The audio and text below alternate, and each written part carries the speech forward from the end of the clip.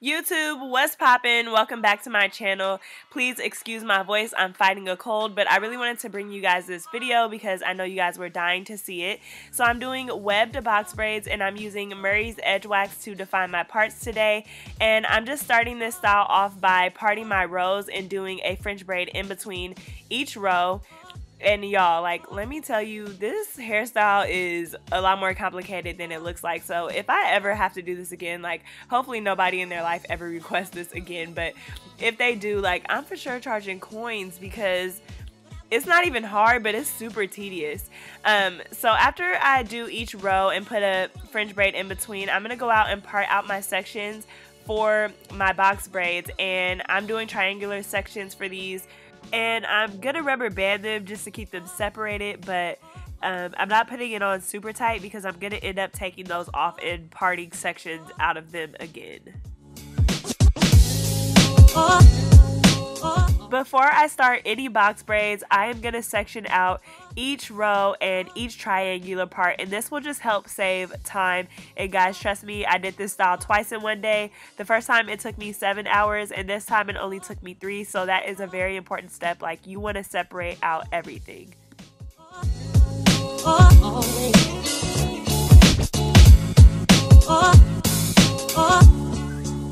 So this part is like one of the most important parts. You need to make sure that the lines for your triangles are matching up.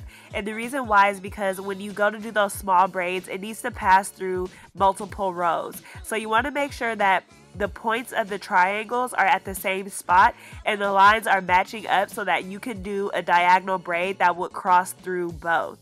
So you will see me using my comb as a guide just to make sure my lines are as straight as possible and everything is lining and matching up.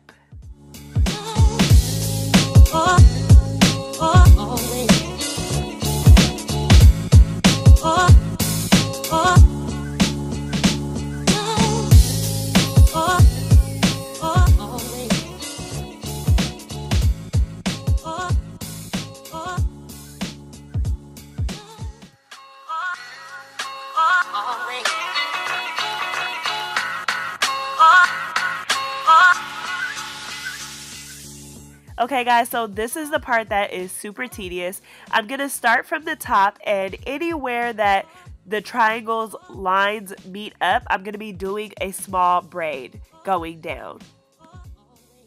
In this step, you will see why it's so important that your lines are matching up, because whatever direction that your braid is going in, it should be like easy to see those lines where those braids need to be.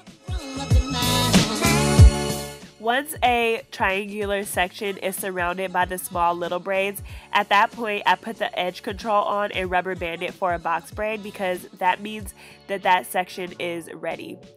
Guys, I know this is kind of confusing, and for me, I think some styles are really just needed to be taught hands-on, and this is definitely one of those things.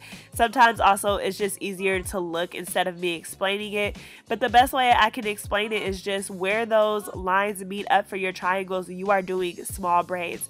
And it does take a lot of patience because you'll think you're done with the little braids and it's like, oh my god, like I need to put another little braid right here. So definitely hang in there. And really, I tried 2 different methods when doing this. I did another client right before her and I kind of was getting frustrated doing all the little braids, so I tried to do the box braids and the little braids as I went, and it literally took me 7 hours.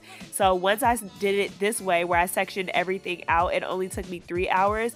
So really just be patient and do your best to like get all those little braids done, and then once you get to the box braids, it's literally the easiest part of this hairstyle.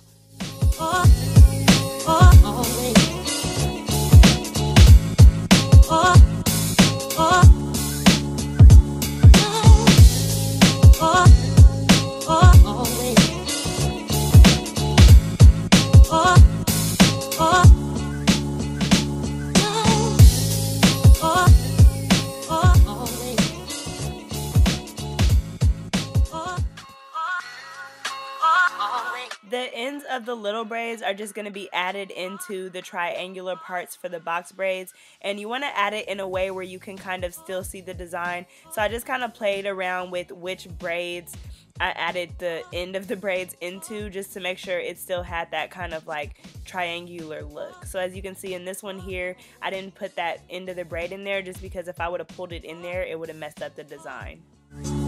And this is what it looks like when I have finished all of the small braids. And for the top, I did a small braid down the middle, and there are still intersecting braids in the top section. I just separated it with one braid down the middle. So this is like the easiest part for me, is just connecting and doing my box braids. And I have found that whenever I'm doing the rubber band method for box braids, I like to use the 2-strand method. And if you're not sure what that is, I did a video on my channel, how to start box braids. I'll link it in the description section for you guys.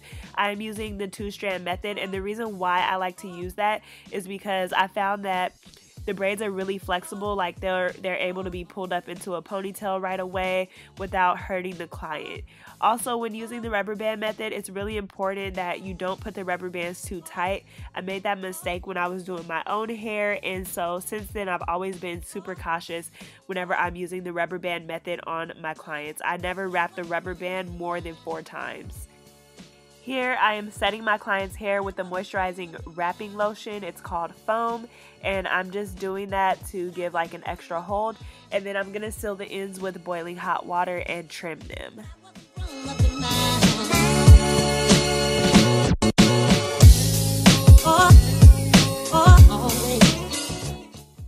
And guys, this is the finished look. Thank you guys so much for watching. Also, I really appreciate everybody who like interacts with me on my community tab. I'm trying to post on there regularly just so like I can interact with you guys more on a daily basis. And as always, if there's anything you guys would like to see, go ahead and leave a comment. Make sure you guys like this video, share it, and subscribe to my channel if you guys would like to see more videos like this. And I will catch you guys in my next video.